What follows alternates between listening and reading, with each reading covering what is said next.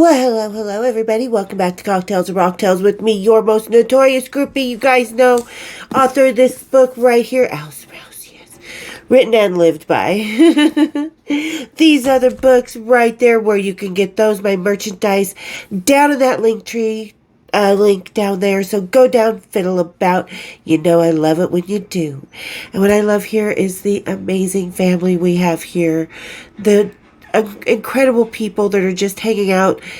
I mean, I'm just so lucky every day at a lot of the amazing compliments you guys give me, and truly from the bottom of my heart, I'm humbly thankful and just I know words to describe. So thank you as always, you guys, for just being badass people. I love you guys to death. Absolutely. The family we have here, fucking rock. All right. And today, because you guys fucking rock, I've got a few questions I've got to answer. So we're going to get into that, and we're just going to do a nice little, what I like, my usual bourbon barrel quad. I just love these. They're so good, and it's beginning that nice fall season, so something with that little extra bourbon kick is perfect during this time. So everybody, and if you can hear the shit going on in the back, I'm sorry. I know people said you couldn't hear it in the last video, so good, I'm glad, but I can feel my house shake because they're putting in new pipes and stuff, and they're working on all sides of the fucking road. I live in a very walkable neighborhood, lots of restaurants, bars, shops, you know, a few blocks away. Can't walk anywhere. So if you hear all the crap in the background, just tell them what I do. Anyway, drive me crazy. Okay. All right, so everybody grab a crazy, kick up your feet, let's have a little cocktails and rocktails. Cheers, big ears. Oh, you guys know I love that one. It's so, so good. It's just that perfect bourbon kick. It's not a stout, but it's got that nice kind of rich flavor because of the bourbon and the barrel age. Boulevard never disappoints me with this. Always love it. All right, today's episode might be a little quicker because, like I said, it's just a few questions I'm going to answer. So we're going to start out with my lovely, lovely little dear, Miss Classic Rock Grunge, or Classic Grunge. So my take on one-hit wonders. You know, I think life is better with one-hit wonders. Look at all the amazing songs we have from one artist. Like, we don't even know who they are. Terrence Trent D'Arby, maybe a two-hit wonder for that one, you know, Wishing Well, and what was the other one? Let's see. Even Tone Loc, maybe one or two one-hit wonders. And I've hung around with a lot of one-hit wonders. The Escape Club, who was a prize for collecting the most carefree gum wrappers at a middle school. So here comes Escape Club with their groupies walking into a middle school. There's a whole episode down there. Go find it. And it was kind of funny. I'm pretty sure we flipped a few girls to being a groupie that day. I mean, not intentionally, but they just kind of watched from afar and did what all of us groupies do and be like, who's that? She's with the band? Ooh, I want to be with that band. How does she get there? So, one-hit wonders, I think they're amazing. Like I said, we have a lot of music, even today, you know, that really come out, and a lot of bands that we don't even realize, like Tesla, really kind of a one-hit wonder, you know. Warrant, even though a lot of people liked it a lot more, their music really kind of a one-hit wonder. So a lot of the really great songs that we rock out to, that we really enjoy, love the fact that they're one-hit wonders. You know, I mean, we could even say as far back as Loverboy, but they had a few hits, but still, where are they now? You know, My Sharona, and even Milli Vanilli really did not have more than a couple big hits, actually. You know, so we all know where they ended up. A whole movie being made about it. But I think one-hit wonders are great because, like I said, a lot of the music that we kind of bebop to or get stuck in our head and stuff, that was all one-hit wonder music. A lot of it, when you think about it, just absolutely amazing bands. And we wouldn't have some of these bands. We wouldn't have some of the influences like Four Non Blondes, What's Going On, or what's her name that sang I'm a bitch, I'm a lover, Marilyn Meredith. See, one-hit wonder. But boy, did Bitch become an anthem for women for a while, right? Around that time, we had a lot of one-hit wonders like Joan Osborne, What If God Was One of Us. A lot of really good songs that we just all love. So I think they're awesome. And because they were trying to be in music, and it's not their fault that maybe they only had one hit in them, because sure, they were no, you know, Celine Dion or, Whitney Houston voice wise and stuff like that, or they weren't, the Black Crowes, or didn't become as big as Metallica or something like that, So just because maybe it wasn't their fault, or maybe they just weren't as talented, or didn't have that extra something, but they fought hard to get where they were. There's some one-hit wonders where like, yeah, get out of our face. But a lot of them worked just as hard, and maybe they just decided the music industry was not for them and just decided to live off that one-hit wonder. So I think they're great for music. I think they've brought us a lot of joy. I think they've brought us a lot of songs in our head, Tainted Love, stuff like that. So great to have a one-hit wonder. Love them.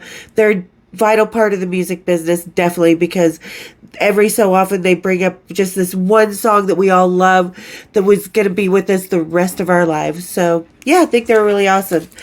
Okay, Miss Jennifer, I love you, sister. I love everybody here, and just Jennifer, she's always so sweet to me. So thank you so much. And she had two questions. Did I ever meet Gigi Allen? No. But Diana, who I've interviewed a few times here, I believe it's the third interview we did, she has, and she talks about it down there. I think Gigi Allen would have been too much for me. I could get wild and crazy. Like, I was talking with my friend Paula yesterday and last night, and she's like, you could always do more than I could. I'm like, no, really? I was tame compared to rock and roll standards, because I wasn't doing all these crazy drugs. I wasn't doing all these, crazy antics. Okay, I was doing a lot of crazy antics, but I was doing it relatively sober. What does that say? So I think Gigi Allen would have been really scary for me, but not Diana. And she said he was one of the sweetest guys. Go down there, like I said, watch the Diana interviews. They're so much fun, because she has a lot of Metallica years too. There's people who have seen her pictures and wondered who she is. Well, now you guys know. She was a badass bitch from Texas and lived in LA and all over the world, married a couple rockers. Yeah, doing a great job in life, getting ready to move to New Mexico. Diana, I'm so excited for you. I hope you have a good time. I will come visit you in New Mexico. All right, and the second question our lovely family member Jennifer had to ask was, did I ever hang out with Sweet Connie, Tawny Katan, or Bobby Brown? Yes, to some of those. So when I first met John Entwistle in 1989, if anybody's watched the episodes from the very beginning when I was still backstage Bimbo TV, I talk about the first time I went and met John Entwistle. We hung out with The Who for a couple weeks on tour, and Sweet Connie was on the tour, and my mother was an educator, teacher, principal, superintendent, president of United States Education, and Utah Education Association, stuff like that. And Sweet Connie, what a lot of people don't know, she was a substitute teacher. And she's like, well, maybe I'll come up to Salt Lake and hang with you ladies for a while. We're like, no, please don't. I mean, she was one of the sweetest, most genuine, never had a bad thing to say about anybody type of people. I loved her. And she was actually gorgeous. Her body was fucking banging. Just banging. I saw her in her beautiful, and she was always had the perfect lace. She was in this lavender lace when I walked into the room that she was in that morning in The Who, after the first day we were there in Boulder. And it was the day I actually met John. But anyway, so I walked into the room she was in, and she was getting ready, and she was just in these beautiful lace thong, lavender lace, and this beautiful, perfect lace bra, because she knew people were going to see her underwear too. And her body at 40, she was around 40 at the time, fucking banging. But like I said, one of the sweetest people you'll ever meet. When you watch that VH1 special where Scamming Les Pars interviews her, and the way Pamela DeBarz is talking to her, and you're just, the way Connie's looking at her, I'm like, I could tell you exactly what Connie was thinking in those moments in time, because a lot of people put her down because, yeah, so what? It was her fantasy. She rocked it. She wanted the whole show, and that's a natural fact. She had it. And the one thing she always had, it was every one of those rockers, roadies, respect. Every guy who worked at that hotel, every person that worked in the arena, everybody that knew her around the United States on the road, absolute 100 respect. She sent out Christmas cards to everybody. She, like I said, she was absolutely 100% genuine. We stayed in touch for several years, but you know, you lose touch sometimes, and that's sort of what happened after a while, after about 5 years of keeping in contact with her. Had her phone number for a lot of years, same phone number at home she kept till the day she passed. Okay, now, did I ever hang out with Connie Catan? Sort of. She was with David Coverdale when Whitesnake was opening up for Motley Crue for a while, and it was here in Salt Lake City. It was when Kristen and I got stuck in the elevator with the guys, but I believe it was. We hung out with them a few times. But anyway, she was a bitch. I did not like her. She was, oh, I'm royalty type of attitude. You know, do you know who my husband is? Yeah, bitch, we all know who your husband is. We don't care. Anyway, fucked him last year. Wasn't that great? I didn't, but someone else I know did. And she just kind of looked down on us as groupies like, oh, I'm a wife. It's like, bitch, you started off as a groupie too. You were around Hollywood fucking every rock star that moved, helping support them, engaged to Robin Crosby, whatever. You know, so she just was kind of a bitch. And her and David kind of had this whatever hand language when they would fight and shit. She'd be on the side of the stage while he'd be performing and be like, fuck you. You know, fighting with this whatever it was. Made her security guard. She left her engagement ring in an airport bathroom. Made him fly back and go to the airport and get it. Stuff like that. So she was very demanding and very regal in her own mind. And the 2 times that I crossed paths with her, did not like her at all. She's prettier to look at than she is to talk to, for sure. And Bobby Brown, no, never met her, never been in the same room as her, anything like that. You know, I think she's been through a lot in her life, and I give her kudos for overcoming everything that she has and really kind of working harder than the rest. Because you watch that show, Ex-Wives of Rock or whatever that she was on. She's the one that works really fucking harder than anybody else and to try and achieve her goals and has hit more pitfalls. She didn't have the, like, alimony income that Charisse Neal did, you know? So, I like her, but there's things about her I'm like, meh, you know? But I like her. I think if she and I were ever to meet, I'd probably get along with her. Maybe, I hope. Okay, sorry. There was one hair in my eye that I had to keep moving, so I just refixed my bangs. I know I'm always messing with my hair. I'm sorry, you guys. Anyway, so Bobby Brown, I would think, I hope that she and I would get along. I think she and I have kind of had some pitfalls and some up downs and swings with our life in rock and roll that, you know, we could probably, I hope, bond on, but, you know, never met her. But I hope she's doing well. I haven't really kind of paid any attention since the Ex-Wives of Rock, so we'll see. We will see about that. All right, and another one of our lovely sisters. Did I ever meet Scott Weiland? This is Scott on stage. When was this? Around 2008-ish? Somewhere around there. This is a solo tour he was doing. His bass player has a really nice ass, so I had to take the picture. And yeah, but that was not the first time I met him. The first time I met Scott Weiland was when they were out with Stone Temple Pilots here in Salt Lake City. Here's the pass. And his brother was out on the tour. His brother is, excuse me, really sweet guy, kind of taking care of things for Scott, but we were all hanging out on the bus afterwards. The drummer was so into my friend Marie, she's beautiful, who wouldn't be, you know, and then somehow I got in the hallway of the bus after coming out of the bus bathroom, which the bathroom plays a few things, because when the picture was taken, years and years later, after I first met Scott, I went to the bathroom on their tour bus and accidentally locked the tour bus bathroom door right before a 16-hour ride. I don't think they liked me on that bus anymore. Never did get laid by that bass player. Wonder why. Could use the bathroom.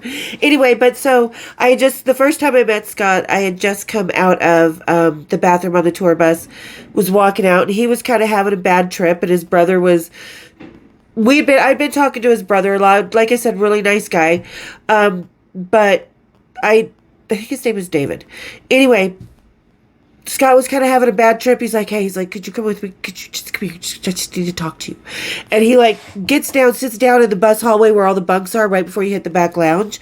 And he's just kind of got his knees up to his chest, kind of curling. He's like, I just need you, just stay with me, just talk to me, just talk me down. I'm like, okay. I've done this with Lane Stanley before. I have experience. I'm a pro now. So that was my first experience with him. He always seemed very vulnerable, very kind of scared, very unsure, very overwhelmed by a lot of stuff, but at the same time, very vulnerable. I mean, just he was very vulnerable in a childish kind of way, in a sweet way, and he was a nice guy. But when this picture was taken that I had up there, he was kind of an asshole because he was 2 hours late for that show. It was May 15th, I want to say 2008. I remember it was my mom's birthday and she was out of the country, so I went to the show instead of spending it with my mom. But anyway, so he was 2 hours late because he wasn't done meditating. It just didn't feel right to stop meditating yet. And he needed time to get himself together because he was kind of having a bit of a breakdown. So during that show, some crazy guy from the audience just jumped up. Really good voice on this guy. He's like, started singing STP songs to entertain the crowd that had been waiting 2 extra hours for Scott to get on his ass on stage. So he was kind of a diva little spoiled brat that day, but put on a really good show. Obviously had the teleprompter, if you look closely in the picture at his feet, teleprompter for him to sing his lyrics with. So wasn't at his finest moment, not altogether, but yeah, really great guy, kind of a diva attitude, but I think it was more his inner demons that were beating him up. So yeah, I have met Scott Weiland a few times. Okay, and then this one was just one that came up and went down pretty quick, and I didn't get the name on it. It wasn't a name that I recognized, but how was I a groupie in high school? Because how was I? Because there was a downtown with tour buses and bands? No, I'm kidding. I took on a lot in high school. I mean, my senior year alone, I was going to beauty college in the day, high school at night, working at Burger King, hanging out with rock bands, especially a lot with Metallica, Def Leppard, stuff like that. So it just kind of, I was working so hard because they asked if I had dropped out or if I got my GED. I ended up, because I was 1 credit short, taking the GED, but I still got my actual high school diploma, but yeah, I was working my ass off. So I was working so hard that I was playing hard. And the rockers, I would just slough school. I didn't drop out and I would just make up whatever work. So, and slough school is skipping school here in the state of Utah. That's the slang here. And quite honestly, most bands, the tours were always the biggest in the summertime. So I wasn't in school a lot because, you notice the tours kind of fade out after Christmas. So like January to April, it's a little bit slow on the tour scene, but summer to Christmas, it's pretty fucking rocking.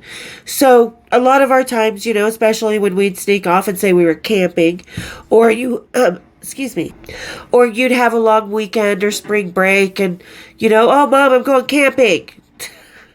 Because it was a lot easier, and we had to use our instincts a lot better. We couldn't just, someone's reaching out to me on Facebook or Instagram and telling me these stories, and, oh yeah, it definitely is James Hetfield. No, it's not James Hetfield. You know what I mean? So we had to actually use our ingenuity, and kids in high school have a lot of expectations. You have to go to school. You have to figure out your college. You have to work a part-time job. You have to do this, this, and this, and this, and this. So we're working our asses off. When are we going to play hard? In the 80s, we did. So that's kind of how I did it. It was that balance, And plus, our mom left us alone one whole summer. So, we had a good time then. Because she was getting her master's at a university out of state. And I had 2 older sisters that were there that were overage, so don't worry, we were okay. We were just left, most of the time, yeah. But yeah, we did it because it was just a normal balance of life for us at that age, so yeah. And that's it for the questions. If you have any other questions, go down there, put them in the comments. I'm always happy to answer them. I might answer them immediately. I might include it in another Q&A, which there was another really good question someone asked that I don't think got moved from where it was before. So If I did answer your question, just go down. Go in the comments and let me know. But hope you guys enjoyed the answers and the questions. I always do really enjoy answering your questions. I think it's a lot of fun. It's a great way for me to really engage with you. That's really easy. So thank you guys for asking all the questions. And if you have any more, like I said, go down in that comments. Let me know. Tell me what you guys think. And while you're on your way down there, if you're not subscribed, hit that subscribe button. Become a member. Hit the share. Hit my bells. And we'll always be family here at Cocktails and Rocktails. Cheers, big ears.